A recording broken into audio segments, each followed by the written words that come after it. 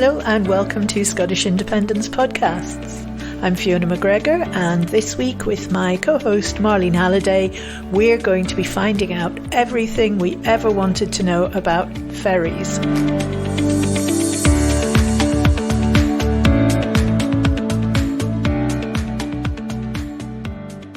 You know, you get so fed up of some of these really important issues that we're not actually able to discuss because they're immediately weaponised by Westminster, the Tories, and it becomes just dog whistle politics, doesn't it?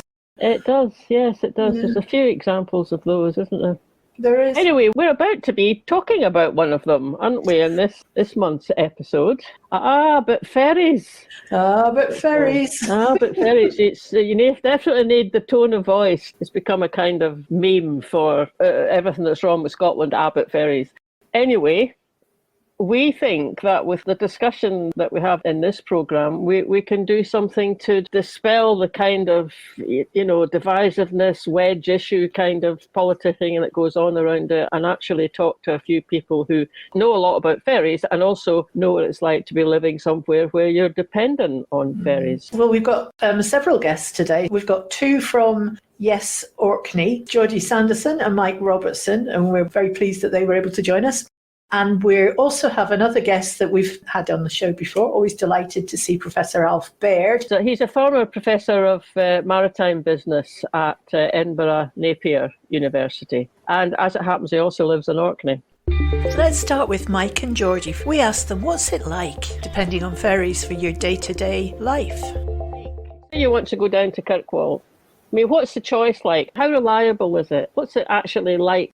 There's a problem in as much as we spend 2.5 months this time of year on what they call the refit timetable, which means we've only got 2 ships instead of 3.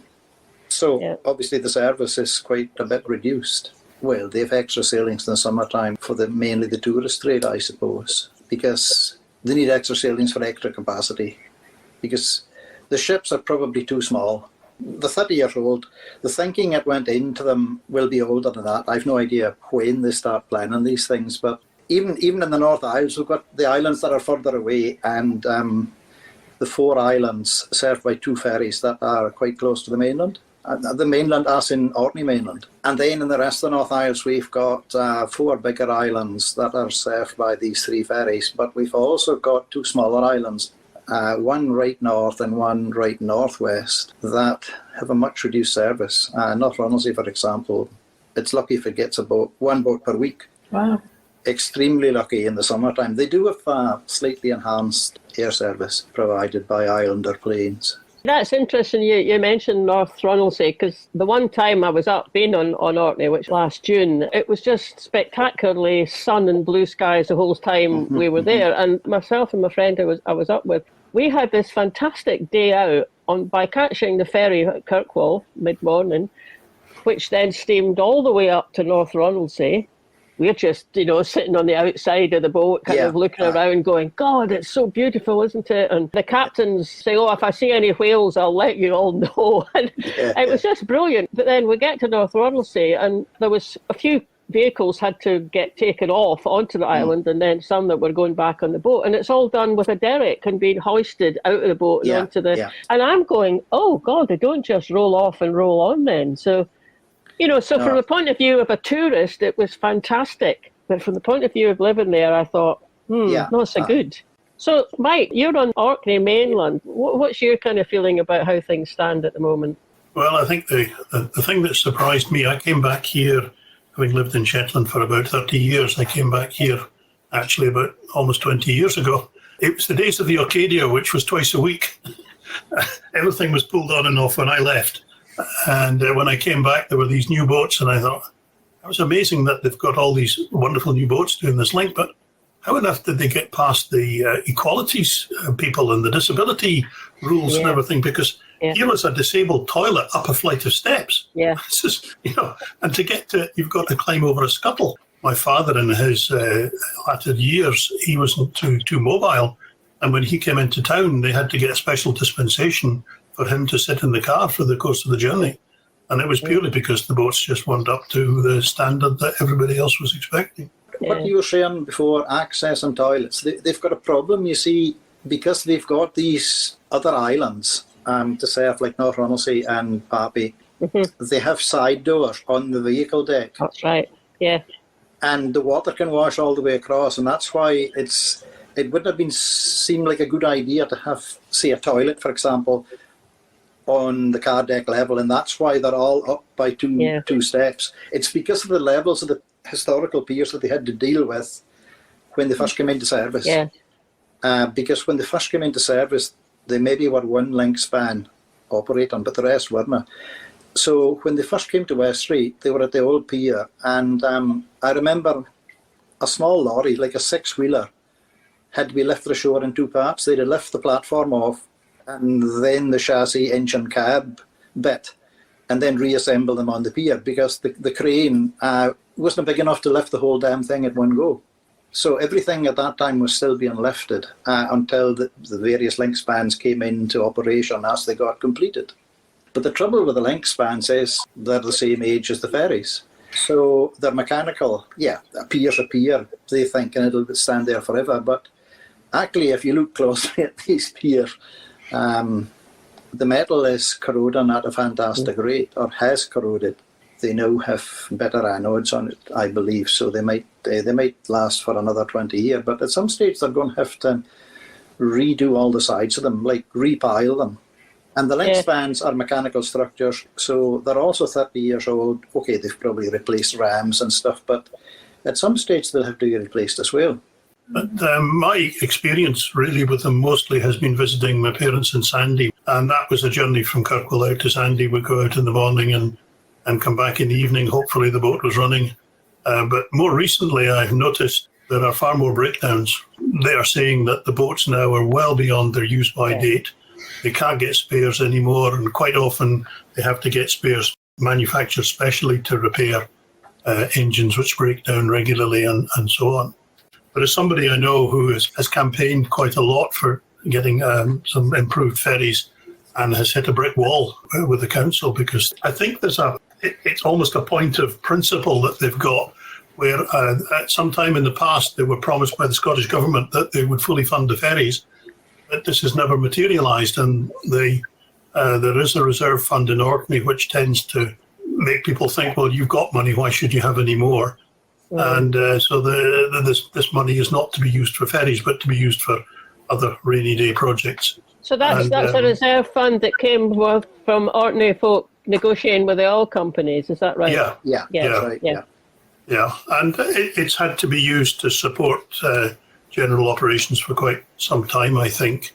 There is a reluctance of the OIC to spend on ferries, and I think as a naive viewer from the outside, it seems to me a little unfair that the people in the North Isles have to suffer for a point of principle in the OIC, but perhaps I'm looking at it too simply.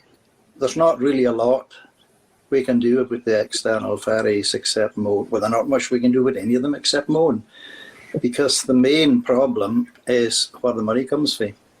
And so long as that is tied up at Westminster, I hate to say it, we're probably wasting our time. We can blame the shipping company. We can blame their immediate superiors, Orkney Islands Council. We can blame the Holyrood government, but none of them provide the money. And until independence, I can't see us being able to do a lot. I don't know how we get the money out of them, because there's nowhere else for it to come from, because everything is so, where we spent the last 10 years with austerity and then all the other calamities. So, you know, if Liam Byrne was choking when he said there was no money in 2010, on the current system, there's definitely no money now. There's definitely no money. Nobody will admit that they can just make the stuff. Yeah. And the ferries would be sorted. Say the money was there. How would you spend it? Yeah, we need newer ships. Yeah. We possibly need more of them. Maybe they don't have to be all the same. And what Geordie said about the money is true, that there is a lot of money required to replace these ferries. You're certainly into 100 million or more. The council would have, you believe it's over 400 million that's needed. That there are ways that this could be reduced. But these aren't being explored. Again, there is a a fashion, if you like, a fad amongst both the Scottish Government and the OIC that catamarans are not suitable, whereas catamarans are being used throughout the world and offer a much cheaper service. They can carry twice the number of vehicles at half the cost. And it doesn't require significant alterations to any of the piers because they're the same length as the existing boats. They're just wider, and the linkspan ramps, or rather the ramps on the boat itself, have to be adjusted to suit the existing linkspans, but that's not a major thing. As a passenger, what's the difference being on the catamaran and being on the traditional ferry, the monohull? The motion is different. A monohull rolls and keeps on rolling because you've got a pendulum effect.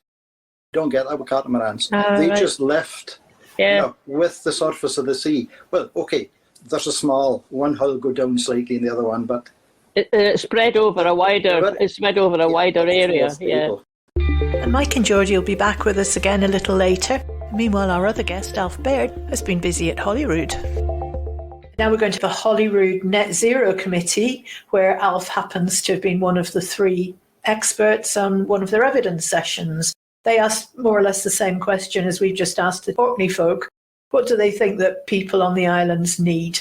There's been a lot of research on the needs of island groups around the world, and often top of the list is frequency, because frequency also gives you reliability of the system. Price tends to come down a bit lower.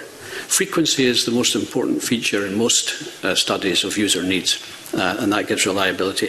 And that can be achieved by faster speeds and also by more vessels per route, simpler vessels rather than opulent vessels that's been described for the CalMac type of ships. So I think that's important. On investment, I think there's been enormous investment in ferries in Scotland. That's not the problem. The problem is it's spent very badly. And partly that's very much related to the very poor procurement process. It's a very restrictive procurement process. The specification of the ship is very, very tight. Lots of bidders are squeezed out of that procurement process, including in the recent bidding for the two vessels, for the second two of the four for Isla, where only two bidders bid, but the second bidder was rejected for spurious reasons. The other feature I would add is that a lot of my research in the last 30 years has been on catamarans around the world. And we have catamarans in Orkney now. We're on the second ones. These have replaced CalMac monohulls that originally started the services in Orkney. And we've tried to get these ferries widely used within Scotland. And all of us were members of Keith Brown's expert ferry group, which has since disbanded. I certainly advocated catamarans should be deployed, at least on trial periods. And we were able to offer ministers and officials and ferry agencies catamarans, but they always refused to buy them. Now, CalMac and CMAL have always refused to use catamarans. It so happens, I believe, this week they may well be chartering the Orkney ferry catamaran, the Pentalina. So after 15 years of rejecting catamarans, they might finally be using one because they are desperate for tonnage and ships are collapsing now. The issue with catamarans is they come in at 1/3 or between half and 1/3 the price of CalMac monohulls. They're half the time to build. They're much more efficient to run because of the lower displacement. I mean really the weight of the ship. The catamarans have half the power requirement of a monohull, so half the emissions. And if you're interested in net zero, the catamarans give you that. So half the price or less, half the emissions, and also the most stable safe ferry platform you can possibly get. And this is the result of Professor Vassalos' recent study at Strathclyde on these catamarans. Much more stable, no need for ballast tanks or stabilisers, gives you a good indication of that, and a massive saving on price. The problem is CMAL do not include them in the tender process. The next voice you're going to hear is Roy Pedersen, who's another of the witnesses at the Net Zero Committee. What the island communities require is good connectivity. Alf put his finger on it. Frequent, reliable services, preferably run in a cost-effective manner that doesn't cost the Scottish taxpayer an arm and a leg as it currently is. Worth pointing out too that there are 10 year-round vehicle ferry operators operating in Scottish waters. Most of them provide a good, reliable, and in many of them frequent service. Some of them are exemplars of good practice, and I would, in that regard, name especially Shetland Islands Council internal ferries, Pentland Ferries operating across the Pentland Firth, and Western Ferries on the Clyde. Now, to help us learn all about ferries and particularly catamarans, Alf had kindly given us a presentation with pictures and slides. And obviously we can't show that on a podcast, but I will put the link in the notes and you'll be able to see it on our YouTube channel. And I'm sure you were all going to be experts on catamarans by the end of this podcast. So there's two different sizes, mainly about 35 metre 16 car capacity and 50 metre the bigger vessels handling about 28 cars. If we compare these with catamarans, we can see that the smaller vessel, the 35 metre length vessel, can carry about 30 cars. That's about twice the capacity. And the same with the catamaran on the bigger length, 50 metre length of the catamaran is a capacity of 50 cars. So the catamarans carry twice as many cars as the monohull for the same length of ship. The reason for this is quite simply that the monohull has a much narrower deck and much wider side casings as well, which take up a lot more capacity and give extra weight on the vessel. Quite a narrow deck on the monohulls, and that's the explanation, the main explanation why they don't carry many cars. Whereas the catamaran, with a much wider platform on two hulls, carries 6 or 7 vehicles wide and twice the capacity. The average age at the current fleet is about 31 years, average speed 12 knots. A move towards similar length catamarans would almost double the car capacity to 240, would increase the passenger capacity by 30% to over 1,000, and would also increase the speed from 12 to about 14 knots. So there's a big environmental advantage to move towards catamarans. If we look at costs, if we were replacing 6 vessels, 3 35-metre monohulls and 3 50-metre monohulls, for a like-for-like replacement, the cost of the monohulls would be about £108 million. That's a car capacity of about 132 cars, so it's a cost per car space of almost £1 million. The catamarans, if we were replacing the fleet with catamarans, 3 35-metre vessels and 3 50-metre boats, the catamarans are considerably cheaper than the monohulls, about half the price, £60 million for the 6 vessels. And this is a price obtained from a catamaran designer and builder in Asia. These vessels would provide almost twice as many car spaces, 240 in total, and that gives you a capital cost per car space on the ships of £250,000. So it's about a third of what the monohulls are per car space. So a big benefit in terms of capital cost as well as carrying capacity. Whatever vessels decided, monohulls or catamarans, a range of tailored designs for ramps can be introduced for these using the existing infrastructure to best effect as well. Catamarans have also been designed for high sea state operations with higher bow, higher tunnel arrangements, and also visor arrangements to stop water flowing in. So catamarans can be built and have been built for these kind of sea conditions, including the outer isles operations.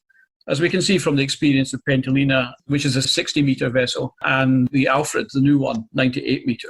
Just a couple of points here on reliability. It's often been said in the past, particularly by those advocating monohulls, that there's a question about the reliability of catamarans.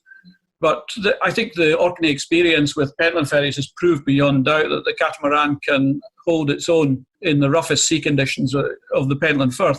On several days during the storms, Kiara and Dennis, when Pentland ferries Alfred sailed, but the larger monohull did not sail.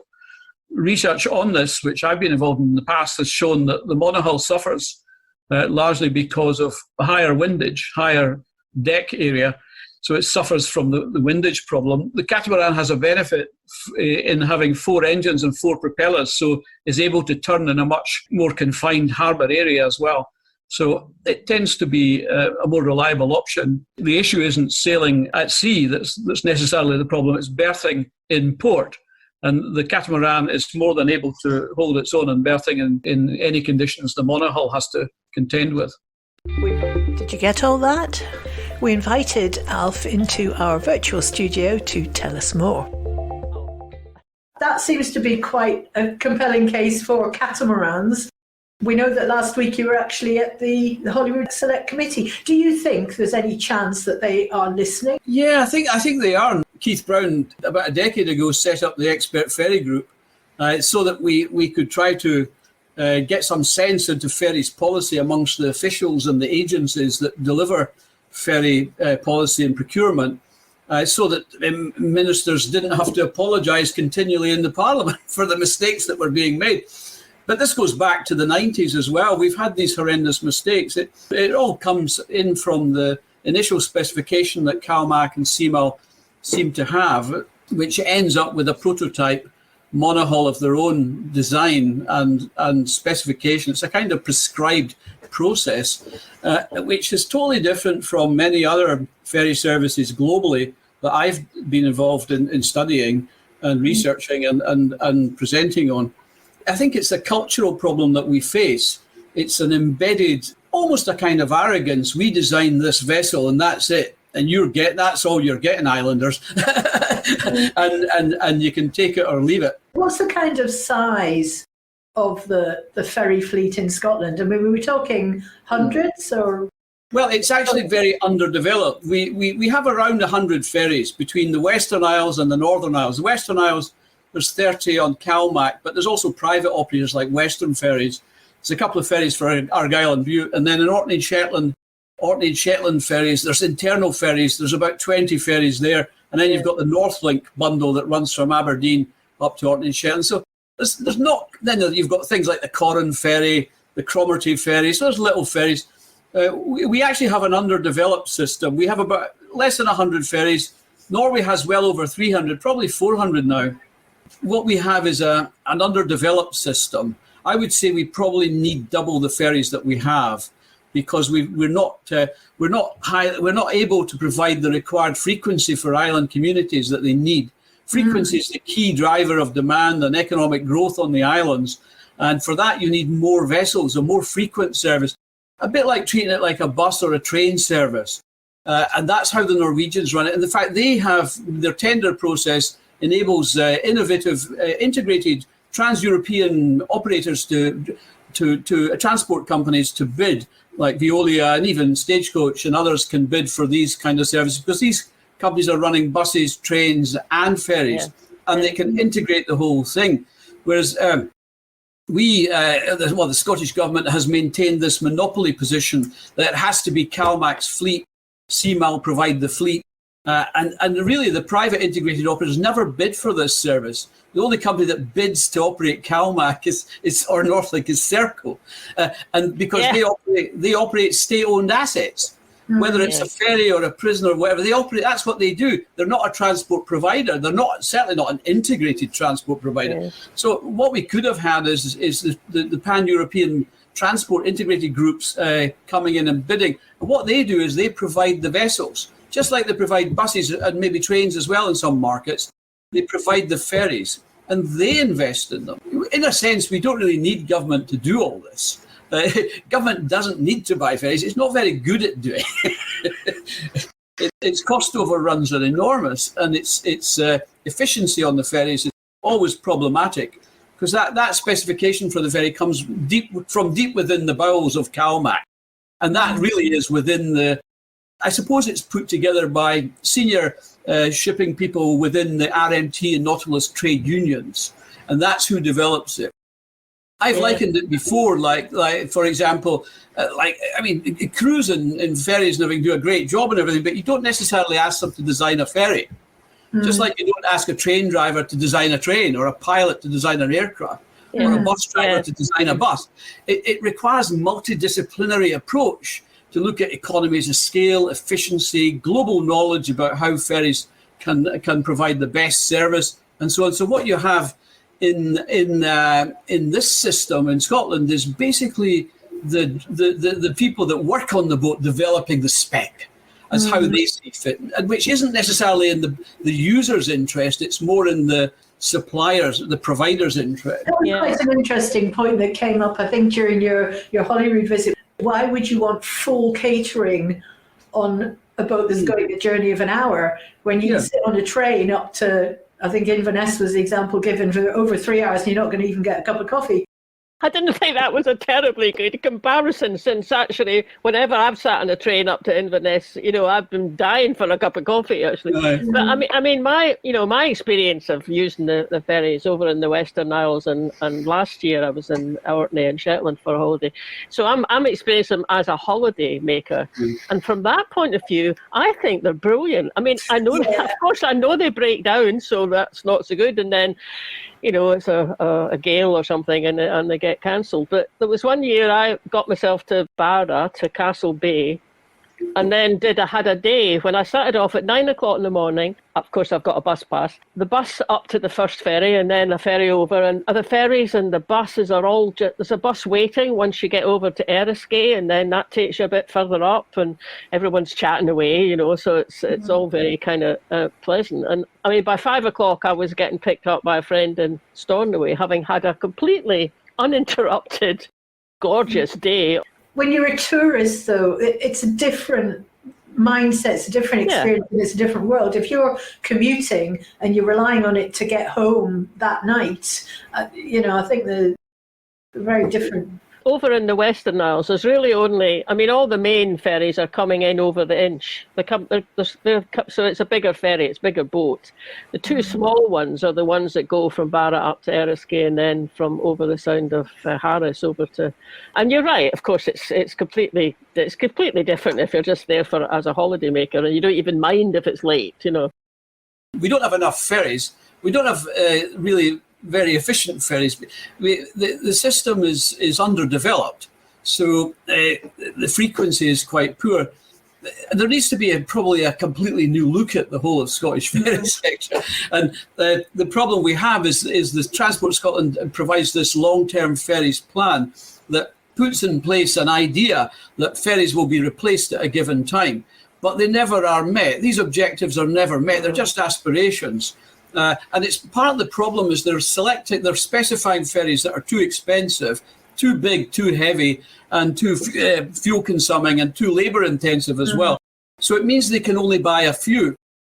They can't buy enough. And Norway's replaced, I think, about 200 ferries in the last 20 odd years. And we're struggling to replace a handful.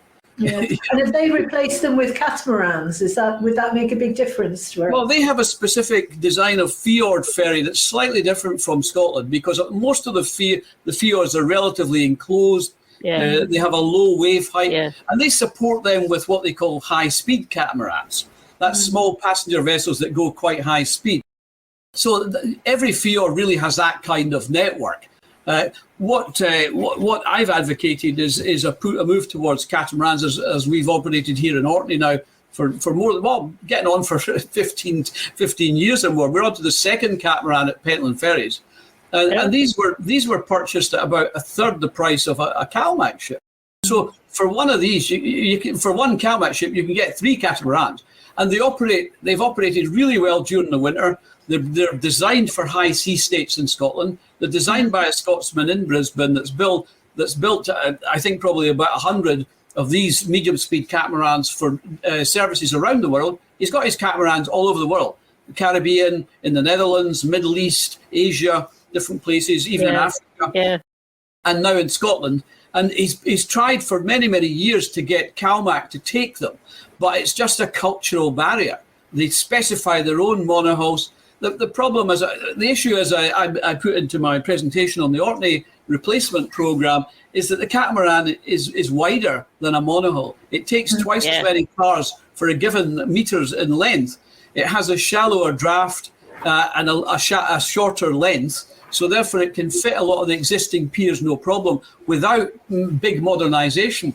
You see, the problem with CalMac and Seamal's development plan is they want bigger monohulls, and every time they do that, they cost an enormous amount of extra in port infrastructure. For the new vessels that were supposed to go on Arran service, they had to rebuild practically Brodick and Ardrossan. Now there's over £100 million put the two together. Then you've got the Uig Triangle, Uig, Lochmaddy, Tarbert, 3 ports. Probably another £100 million. These are enormous sums in ports that you don't really need. So, as I say, the catamaran has a draft that's a depth under the water, which is 1/3 less than the monohull. So can access most of the piers. And the pier modifications are much, much less expensive. One of the big advantages of the catamaran is that you can carry twice the volume of cars in a given length, but for the same power as the monohull, which carries half. Yeah. So you have a tremendous advantage on lower emissions, lower costs, and these things operate really reliably, like we have proved in Orkney. The great news this week, actually, is that the Pentland Ferries second vessel, which was replaced by the bigger Alfred, carrying 100 cars, Pentland carries about 75, about the same as Finlagan that goes to Isla. And Pentland has been, I think it's been chartered by CalMac. But she was in Greenock Dry Dock this week, and I think that was for her MCA survey and maybe some finishing off work. And I think she will be operational in the CalMac network within a few days.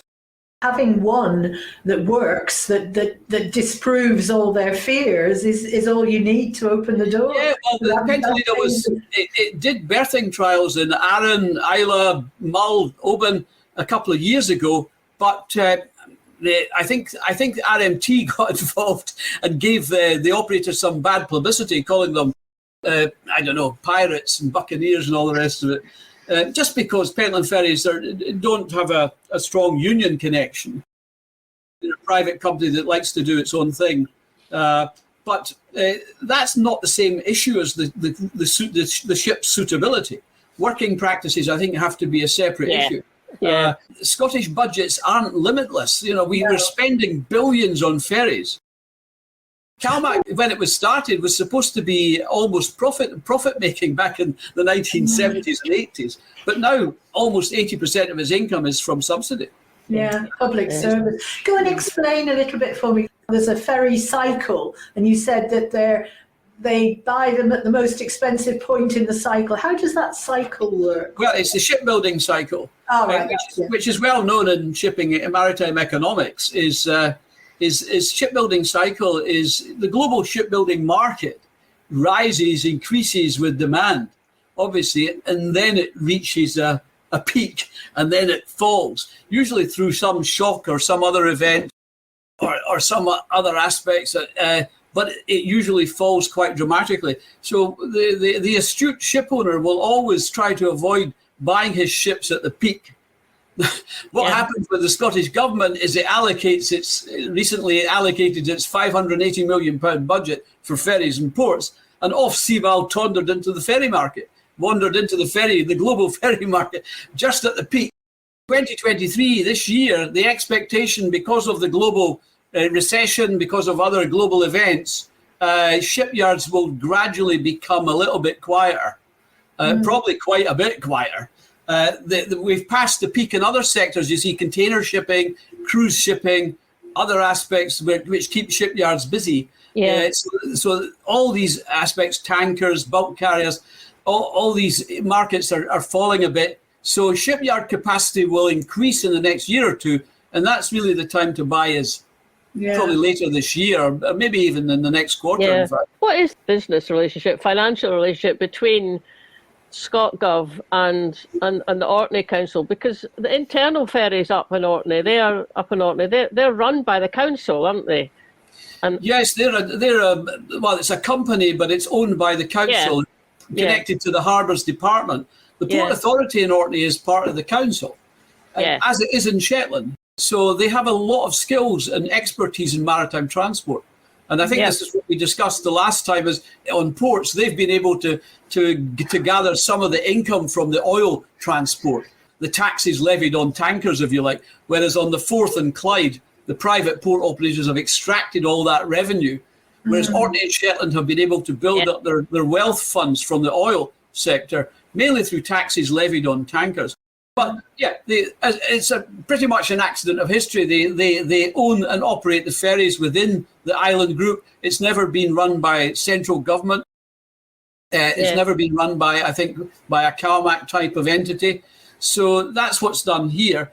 So therefore it leaves a challenge for the council to invest in that fleet. And the fleet here is perhaps even more aged than CalMac's fleet. Yeah, I noticed that actually when I was It really on it. does need replaced pretty badly. Is that the kind of thing that the Scottish Investment Bank could do? Scottish Investment Bank is very limited. It should be doing that, but it has limited funds in the Scottish Investment Bank, and seems to be geared towards other kind of quaint investment projects with people that are well connected, if you know what I mean. It's not really geared towards public sector necessarily, as a Scottish National Investment Bank should be. Yeah. The funding issue is important here because I think the revenue from internal ferries might be about, say, 12 to 14 million, but the revenue is only about 2 or 3 or 4 million. So there's a funding gap of about 10 million a year. And that's just for operating. It's not for replacing the fleet. So there's a constant operating gap, which Orkney Council gets some funding from central government, I think about 7 million, and then they have to take money from their own internal funds to support the rest. But the problem is the capital for replacing the fleet. All I can say is that, the council go back and forward to Edinburgh quite often trying to get John Swinney or whoever, or Kate Forbes to agree to help fund, or to fund entirely the fleet replacement. And they've estimated that at about 400 million. 200 million on about 10 ships and 200 million on port infrastructure. Now, that's an enormous sum. Yeah. My estimates before for catamarans would be half the figure. Half the figures would be catamarans, and you could replace the entire fleet, and they would operate more efficiently as well and provide a lot more capacity.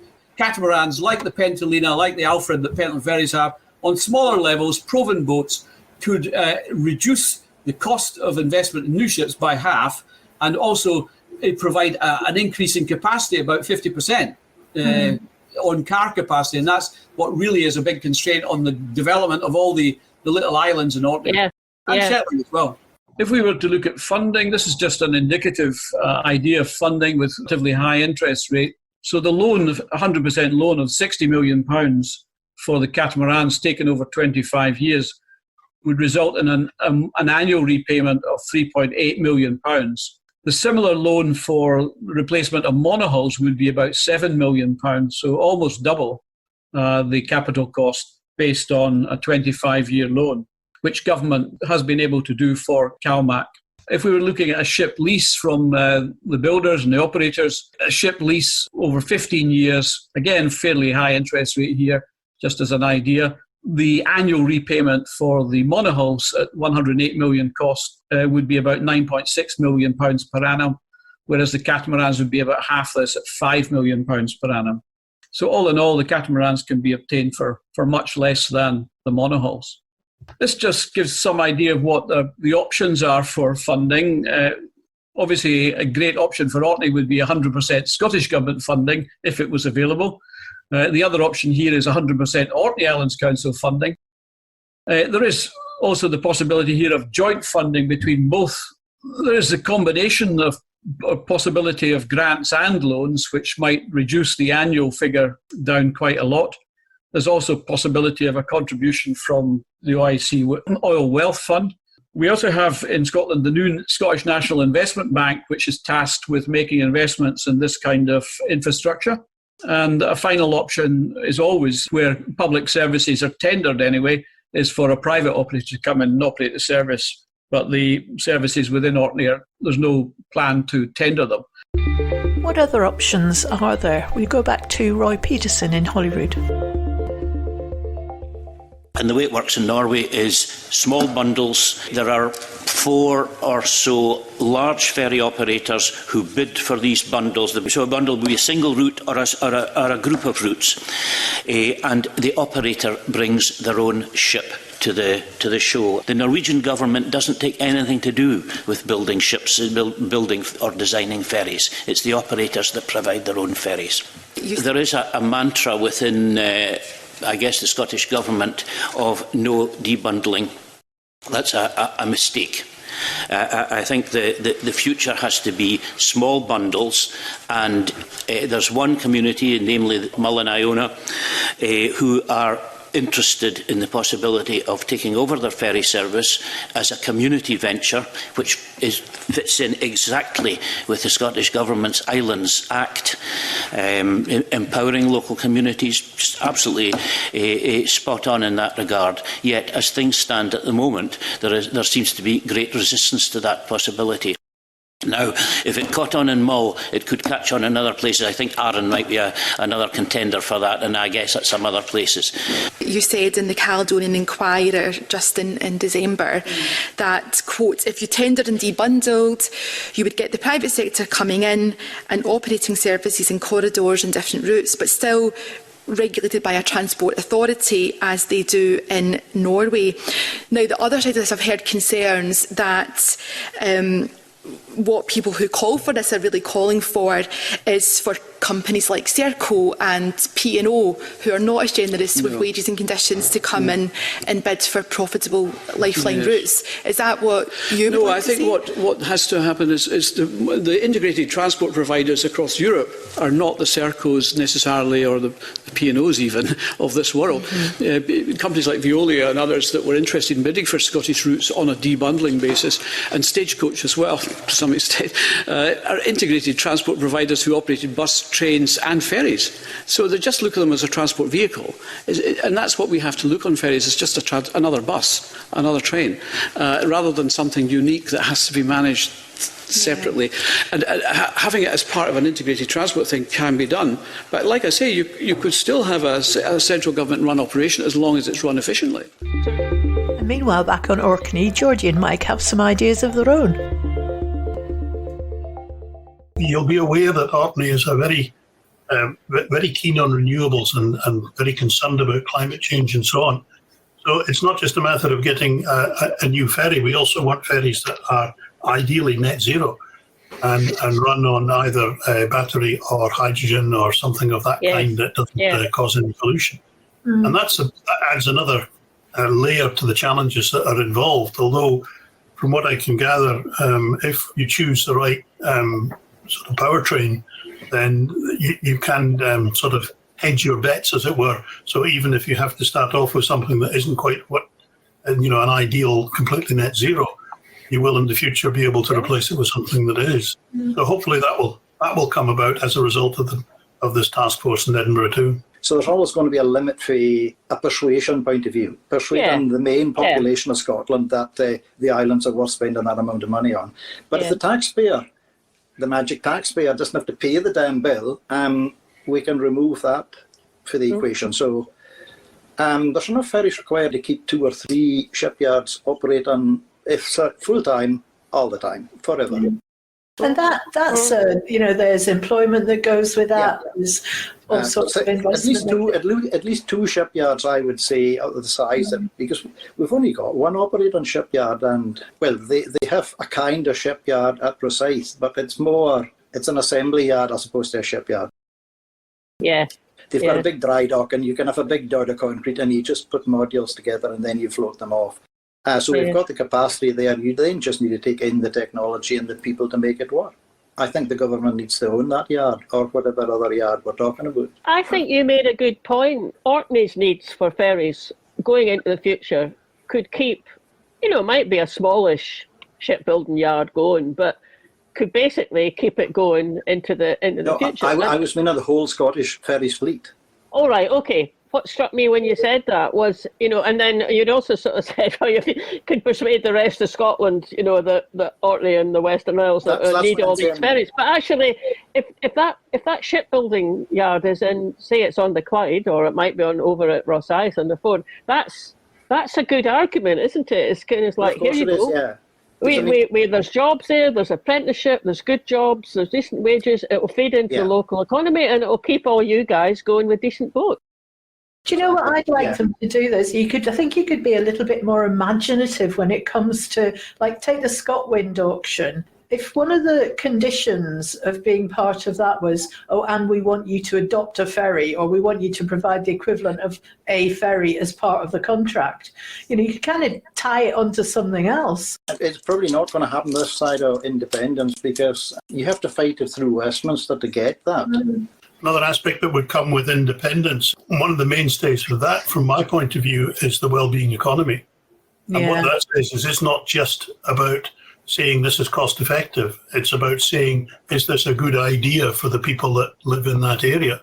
So this would apply to lifeline services such as these ferries, and making sure that people who live in remote regions have the proper infrastructure that they can get employment and live a reasonable life.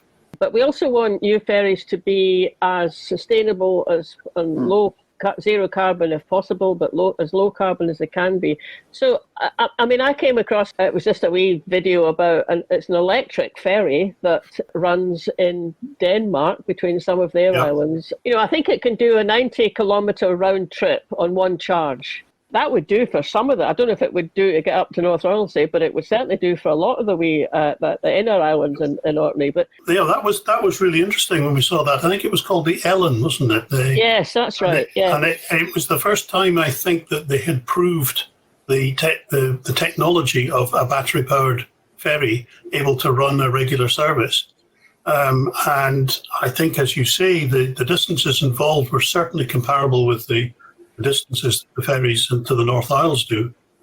Obviously, it's got to charge up, and you've got an awful lot of energy has got to go into the boat while it's being charged up. And one of the difficulties we have here is the poor grid. The grid's setup here is being improved. We've got a big new substation going in, and we are trying very hard to get a new interconnector between us and the mainland, which may be necessary in order to do this.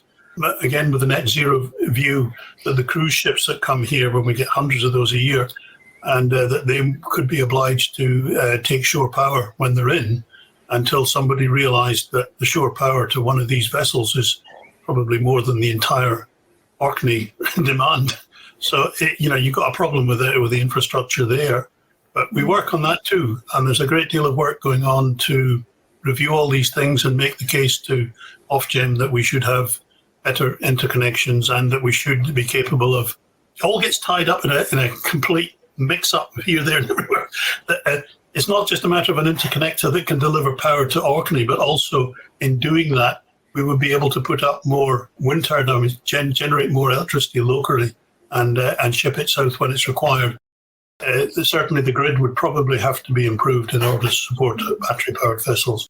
And then on the other hand, you've got issues on the mainland with the grid not having the capacity for all the power that's in it. And really, your electric vehicles then become batteries that you can store power in overnight and help the grid. That's where you would be evening the power out so that you, because the peak demand, which happens around about tea time, you want to try and reduce that demand and get people to use more at other times. Fiona and I both run electric cars, and it could easily, the battery in our car could easily be fitted, except that there's an infrastructure there to do it. Anyway, that's a whole other kind of topic. And so for our final section, back to Alf in the studio,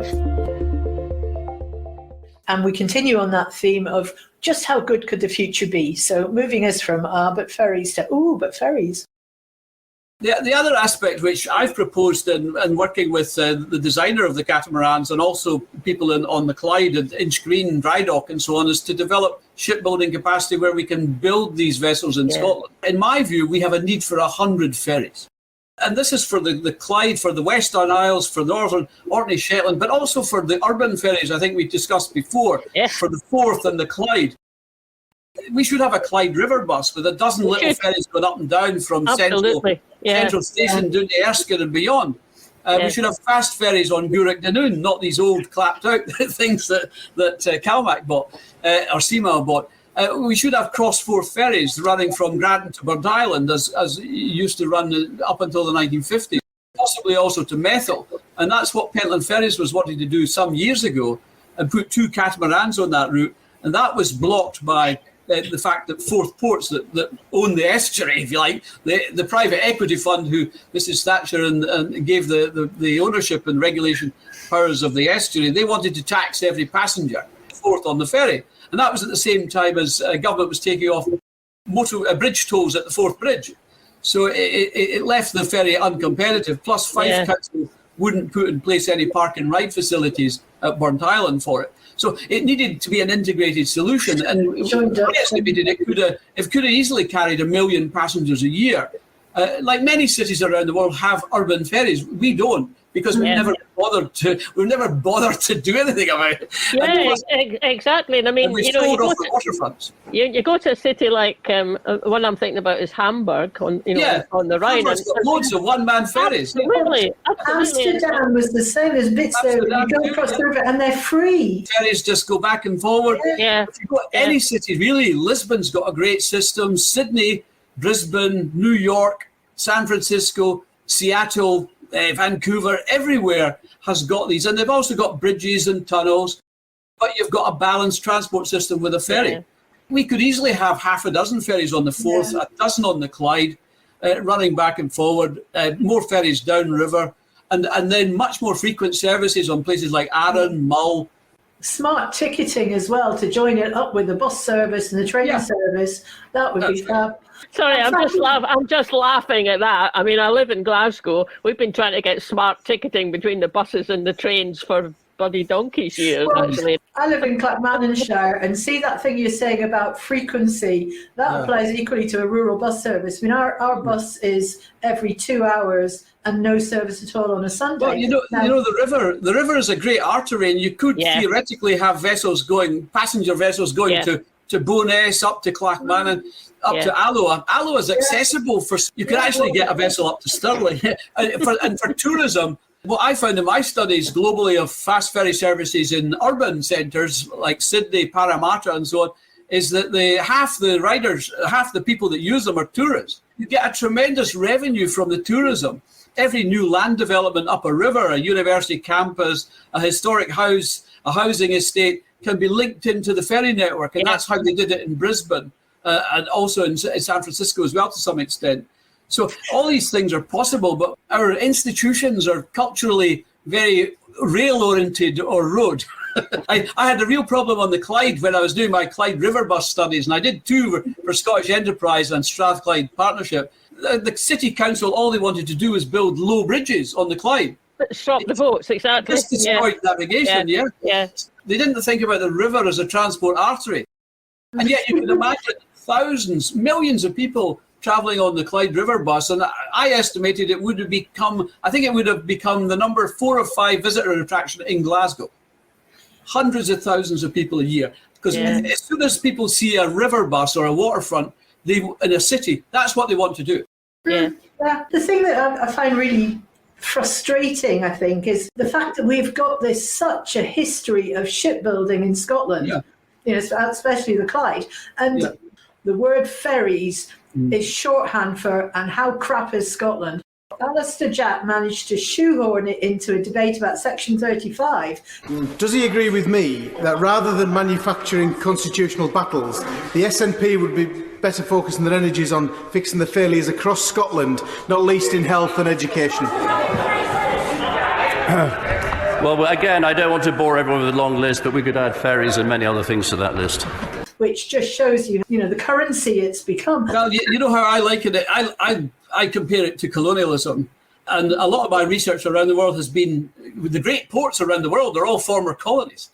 Most of them, many of them, Dubai, Malta, Singapore, you name it, even in Australian ports. But a lot of them are former colonies. And the first thing they do on decolonisation is develop their maritime infrastructure. I never thought, but ferries. I never thought that. But I have now gone, as Fiona, if you've been saying, I've gone, oh, ferries, we could do this, we could do that. There are all sorts of possibilities. So hope you've picked up on some of these ideas as well. It's exciting to hear the ideas from people who actually will make a difference to their lives as well. But isn't it nice to be having a conversation about the possibilities and benefits of what we can do as an independent Scotland? It frees us up to do some of these things. We've been stuck in discussions about process and a vote, but actually, let's not lose sight of the big prize here. It's to have a better Scotland that works better for all of us. Absolutely. Thank you very much for Geordie and Mike. We thoroughly enjoyed speaking to you up in Orkney, and also, as ever, great to have Professor Alf Baird in the studio with us. Well, hopefully we all know a bit more about ferries now than we did at the start of this episode. Join us again next week when our podcast will be the February Bits and Pieces Roundup. And there was me thinking I'd have nothing to put in this month. How wrong was I? You can find all our previous podcasts on our website, scottishindiepod.scot, and you can get video versions of a lot of the things we do on our YouTube channel, Scottish Independence Podcasts, IndiePod Extra. Thanks for listening, everybody. Bye now.